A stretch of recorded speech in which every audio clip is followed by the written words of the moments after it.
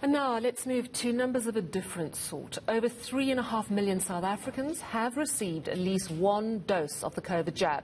For the past few days, the national infection figures have been a little bit lower, but sadly, they've ticked up again today. Nationally, over 21,000 new cases, 10,500 of them in Gauteng alone. Well, I'm joined now by a senior researcher at the CSIR, Dr. Rihdwaan Suliman. Dr. Suliman, thank you so much.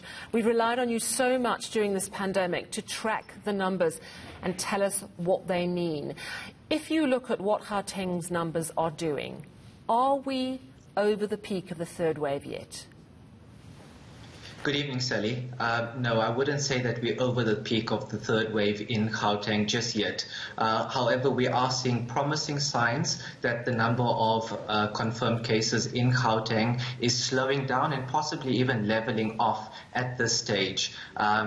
I think if you look at the 7-day average, it's now just over 11,500 new cases in Gauteng per day, still an increase of 13% compared to a week ago. However, the last 3 to 4 days are showing promising signs of a leveling off. I think we do need to wait a bit longer to see whether this is a peak, and of course bear in mind though that there can always be additional spikes, and we still, even if we are at a peak, we're still only halfway there and really need to drive those numbers down. Yeah, you're absolutely right. And of course, the peak of infections is one thing, but then the hospitalizations and sadly the deaths follow, because we know that people tend to get hospitalized at least a week or two after developing serious symptoms. And if we look at the deaths today, again, over 411. So as you say, we're maybe halfway there, but maybe not. What are you seeing around the rest of the country? Because that's really worrying tonight. Apart from the Northern Cape, the Eastern Cape and the Free State, all the other provinces are registering well over 1,000 cases. Where are your areas of concern if you look at the rest of the country?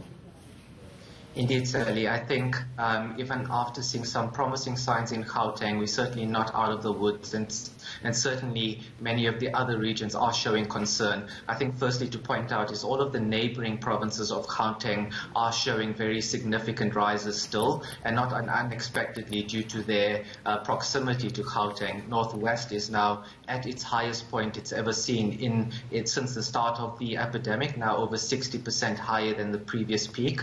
Mpumalanga and Limpopo showing significant increases, with Limpopo's new cases increasing by over 60% week on week.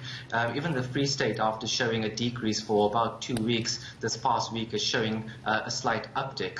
Beyond that, though, I think we do also need to look at the other big coastal provinces.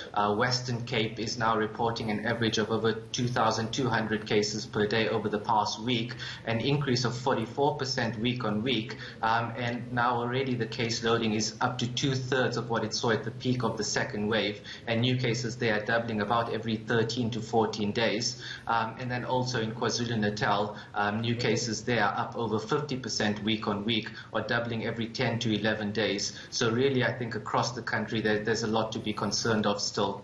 Yeah, absolutely. And we're seeing a note from KwaZulu-Natal, the government there, warning 5 districts in KwaZulu-Natal have crossed the third wave line. So real concerns there. Are you tracking the vaccination rate as well? Because there is positive news there. Over 3.6 million South Africans have received a jab.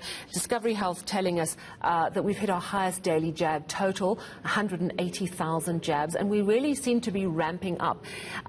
We are seeing it's making a difference, for example, amongst healthcare workers. They simply are not as afraid as they were with the first and second wave. But are you able to track the difference to that split that we want to see, that we're seeing in other countries where infections might be rising, but the deaths and the hospitalizations are just way down? Unfortunately, we don't have that data to be able to make those conclusions. That data is not released publicly.